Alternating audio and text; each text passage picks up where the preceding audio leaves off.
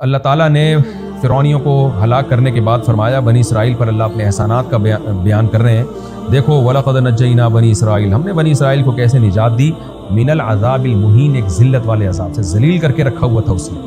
کچھ انتقام نہیں لے سکتے تھے، بچوں کو قتل کر دیتا، عورتوں کو باندیاں غلام بنا لیتا، اس سے بڑی ذلت کیا ہوگی کسی قوم کے لیے، ہم نے نجات دے دی من فرعون، اور وہ ذلیل کرنے والا عذاب کیا تھا، فرعون تھا، یعنی فرعون کی شکل میں مسلط تھا،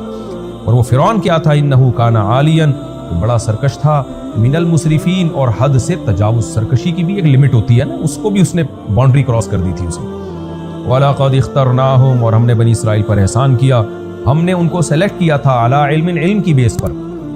یعنی ہم جانتے تھے کہ سلیکشن کے قابل یہی قوم ہے، تمام جہانوں میں ہم نے اسی کو فضیلت دینی ہے، وجہ کیا ہے بھائی، ان کے پاس آسمانی تعلیمات ہے، یہ کتنی بڑی دلیل ہے کہ جس قوم کے پاس آسمانی تعلیمات ہوتی ہیں اللہ کی نظر میں وہ قوم سب سے افضل ہوتی ہے۔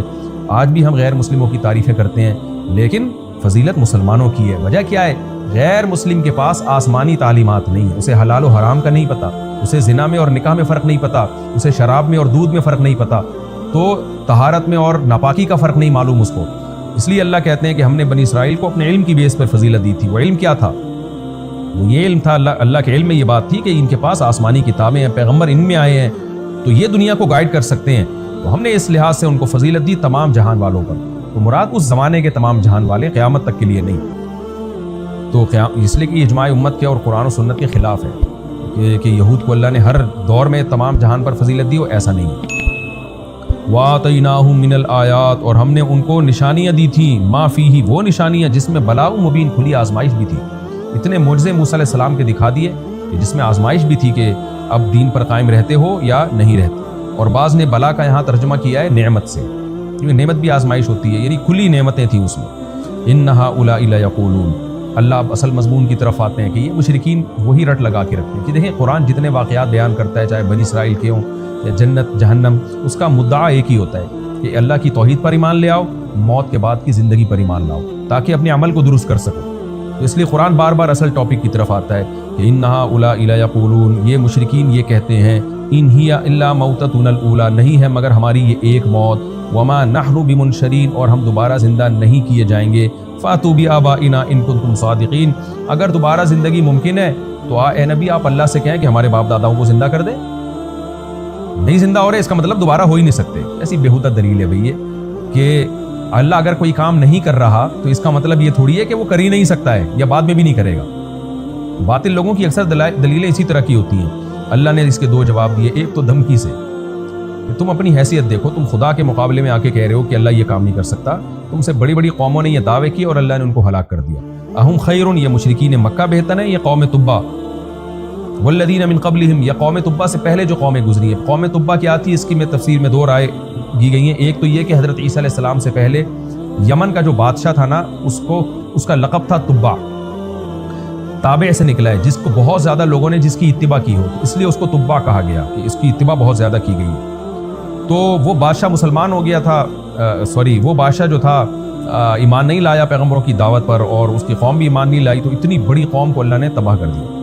تو یہ حضرت عیسیٰ علیہ السلام سے پہلے کا ہے، اور بعض نے کہا نہیں، یہ بعد کا تبا ہے، یعنی اصل میں تو تبا اسی کو کہا گیا تھا جو یمن کا بادشاہ تھا حضرت عیسیٰ سے پہلے، لیکن پھر ہر یمن کے بادشاہ کو تبا کہا جانے لگا۔ تو بعد میں ایک بادشاہ آیا جو مسلمان ہو گیا لیکن اس کی قوم مسلمان نہیں ہوئی،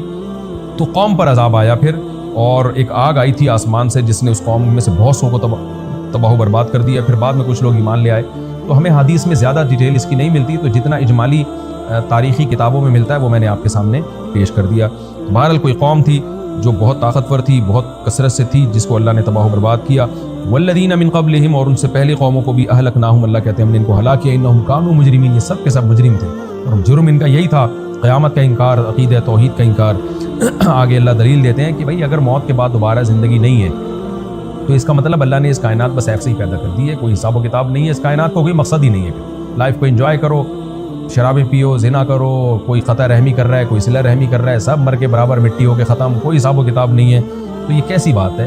دنیا میں کوئی شخص بیکار کام نہیں کرتا، تو اللہ اتنی بڑی ذات ایسے ہی کیوں کرے گی، یہ سب کائنات ایسے ہی کیوں بنائے گی؟ تو اس کائنات کا مقصد انسان کی خدمت ہے، اور انسان کا مقصد اللہ کی فرما برداری ہے، یہ اس کائنات کا مقصد ہے۔ وما خلقنا السماء والارض وما بینہما لاعبین، ہم نے آسمانوں اور زمینوں کو اس لیے پیدا نہیں کیا کہ ہم وہاں سے کھیل تماشا کرنے والے تھے، دل بہلانے والے تھے۔ ما خلقناہما الا بالحق، ہم نے نہیں بنایا ان دونوں کو مگر حق کے ساتھ۔ حق کا مطلب حکمت کے ساتھ بنایا، باطل نہیں بنایا۔ اگر بغیر حکمت کے بنایا اس کا مطلب باطل بنایا، اس کی بنا باطل پر ہے۔ اگر کسی حکمت سے بنایا تو اس کی بنا حق پر ہے۔ وَلَٰكِنَّ أَكْثَرَهُمْ لَا يَعْلَمُونَ، لیکن اکثر لوگ نہیں جانتے۔ اور وہ حکمت کیا ہے؟ وہ یہی ہے کہ کائنات انسان کے لیے، اور انسان اس کائنات میں غور کر کے اللہ تک پہنچے اور پھر اللہ کی فرما برداری کرے۔ إِنَّ يَوْمَ الْفَصْلِ مِيقَاتُهُمْ أَجْمَعِينَ، تم کہتے ہو موت کے بعد زندگی نہیں ہے، اللہ کہتا ہے فیصلے کا دن، میقات ایک وقت مقرر ہے ان سب لوگوں کے لیے۔ ایک وقت ہمارے علم میں ہے، تم کہہ رہے ہو آئے گی کہ نہیں آئے گی، ہم کہہ رہے ہیں ہمیں یہ بھی پتہ ہے کہ کب آئے گی وہ قیامت۔ یوم لا یغنی مولا عن مولا شیئا، یہ وہ دن ہوگا جس دن کوئی دوست کسی دوست کے کام نہیں آئے گا۔ ولا هم ینصرون، اور ان کی مدد نہیں کی جائے گی، الا من رحم اللہ، ہاں اس کی مدد ہوگی جس پر اللہ رحم کرے۔ اور یہ وہ لوگ ہوں گے جو توحید پرست ہوں گے، کبائر سے بچتے ہوں گے۔ انہ هو العزیز الرحیم، وہ زبردست غالب اور رحم کرنے والا ہے، تو وہ توحید پرستوں پر رحم کرے گا۔ بہت سو کے تو گناہ ویسے ہی معاف ہو جائیں گے، بہت سو کے شفاعت سے معاف ہوں گے، بہت سو کے جہنم میں جا کے عذاب کے بعد معاف ہو جائیں گے۔ یہ مطلب ہے رحیم کا۔